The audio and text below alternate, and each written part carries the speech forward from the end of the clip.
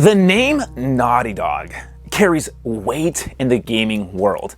They are the gold standard of game design and storytelling, always moving the medium forward with a cinematic flair. They're recognized by both fans and critics alike for delivering phenomenal experiences unlike anything else. I don't envy the weight Naughty Dog carries because it must suck and be an incredibly difficult job to constantly deliver masterpieces to the world. When you release banger after banger after banger, everyone expects the world from you, especially if you're working on a sequel to one of the greatest games of all time. But Naughty Dog has made the impossible possible. The Last of Us Part 2 is a journey, one that is painted by strife, self-destruction, and obsession. This is an adventure, an experience far from anything else I've ever played. The gameplay is brutal and impactful, leaving me uncomfortable in many scenarios. The narrative weaved by Naughty Dog is a masterclass look at the cycle of violence, often forcing me to do things I didn't want to do or put me in high-stress situations where morality was always in question. What makes The Last of Us Part 2 so powerful is that it made me actually feel things and evoked many emotions. Some were good, some were bad, but there was never a moment where the story or the gameplay weren't creating something for me to feel. Regardless of the hate you've probably seen online, because trust me, there is a lot. Regardless of the idiotic actions some toxic fans are taking, and regardless of what the user reviews say on Metacritic, The Last of Us Part 2 is a masterpiece. Naughty Dog has carefully crafted a bleak and daunting sequel that demonstrates the true storytelling power of video games. Let me show you why you should play The Last of Us Part 2.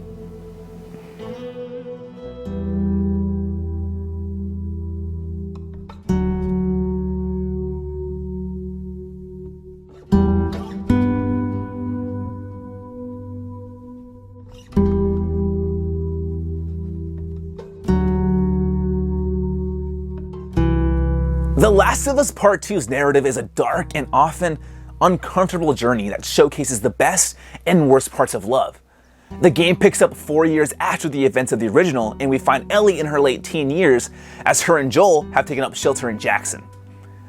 All the events that transpire throughout the course of Part 2 are a direct result of Joel's decisions to save Ellie in the original Last of Us, a decision that was rooted in Joel's love for Ellie.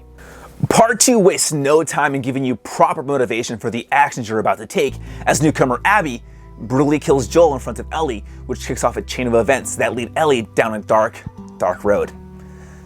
Ellie's story is a story of selfishness, of self-destruction, of pettiness. The action Ellie takes to bring her distorted view of justice are incredibly heartbreaking and paint a character we all know and love in a new light. I was stunned to see her hurt her friends, her lover, and herself without ever taking a moment to question if this would all be worth it in the end. As her story unfolded, I felt helpless. Watching her follow this path, knowing that it would ultimately leave her empty and with nothing, was tragic. I just wanted to stop her and shake her and slap some fucking sense into her.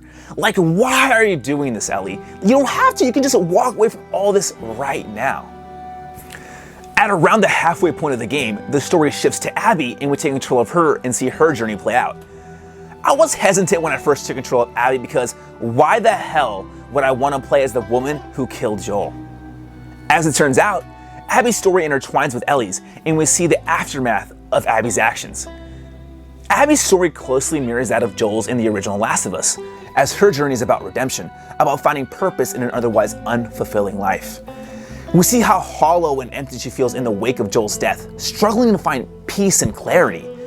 The story of The Last of Us Part 2 showcases a vicious cycle of violence and how an eye for an eye truly makes the world go blind, as both Ellie and Abby do horrific things to achieve what they believe is right.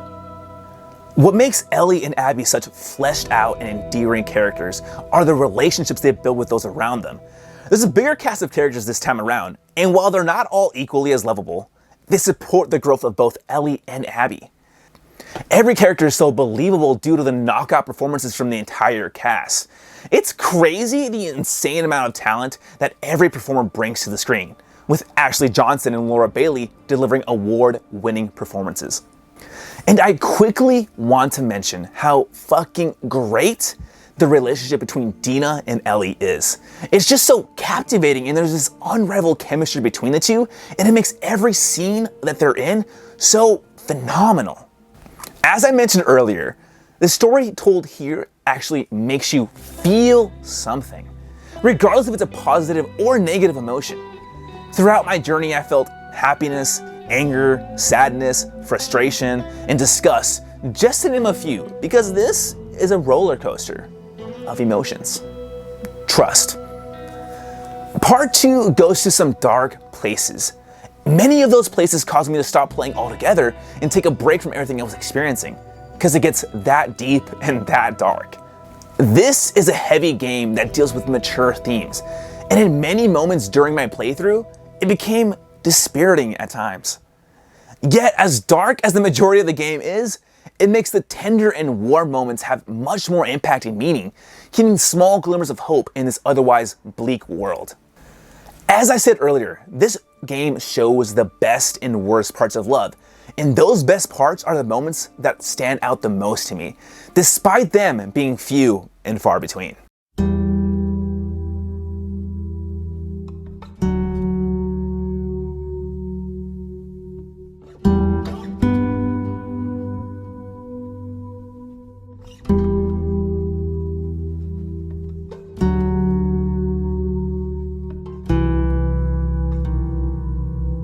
The gameplay in The Last of Us Part 2 is the most fluid and refined gameplay Naughty Dog has ever created. Stealth is as tense and methodical as it is satisfying. Success in combat comes from being calculated and deliberate, taking into account multiple elements like how many enemies are there, how much space in the environment do you have to work with, what resources do you have available, do you try to sneak by without firing a single shot, or take out a few stragglers. It's really about thinking a few moves ahead. Gameplay emphasizes quick decision making as the most important decisions are made within milliseconds. Enemies are unpredictable and have sporadic patrols, forcing you to keep moving. Encounters take place across huge, multi-layered levels that give ample room for improvisation. When the shit hits the fan, and trust me, it always will, the viciousness of the combat is shown. The combat in Part 2 is intimate. When you're in a fistfight, the camera swoons in and out with every attack and dodge. When you aim your weapon, the camera hugs your character. When you take out an enemy, their friend will yell out their name, giving you a sense that these are real people that you're fighting and not just NPCs. When things are at their most hectic, every action counts. Every shot you hit, every medkit you pop, every resource you waste matters, because one wrong move can cost you everything. It's in these moments that the gameplay shines and becomes so kinetic. And if things get too crazy, you have the choice to run away, to fall back and reassess the situation and make a mental note of the resources you have left and approach the fight from a new angle. The mere fact that running away can be the right option is arguably my favorite part about the gameplay, and showcases that sometimes what matters most at the end of the day is surviving. There's still this strategic mentality that the gameplay still brings when it comes to resource management. There are only a finite amount of resources in each area, which means I had to consider what weapons and items were really worth using. The enemy factions are what kept the gameplay fresh. The WLF use dogs to sniff out your position, forcing you to keep moving as fast as possible. The Scars use this haunting and honestly super creepily whistling to communicate with each other, leaving you unsure of what their intentions are or what their next move is. The Infected, well, are still as terrifying as ever. Unfortunately though, while the Infected are scary to go up against, there's only one new type of Infected introduced this time around. And it's hard to believe that over the course of all these years that have passed in this world, that only one new enemy type has evolved from that.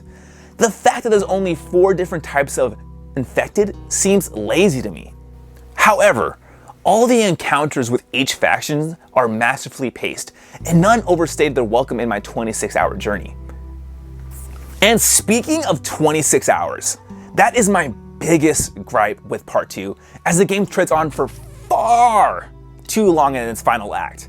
Like I said, this is a dark game, and there's only so much of that I could take before I started feeling burnt out.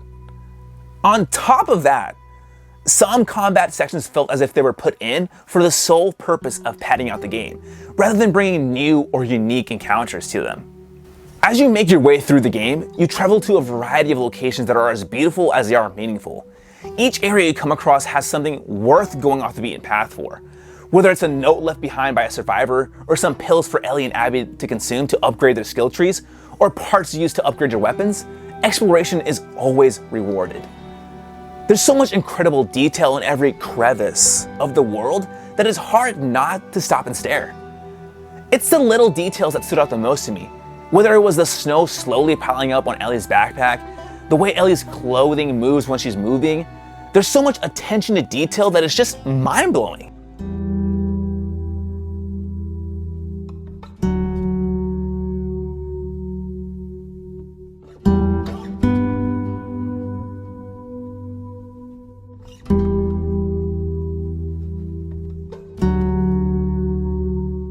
The Last of Us Part 2 is nothing short of a masterpiece. And I've used the word masterpiece many times throughout this review, but no other word feels more fitting for this game.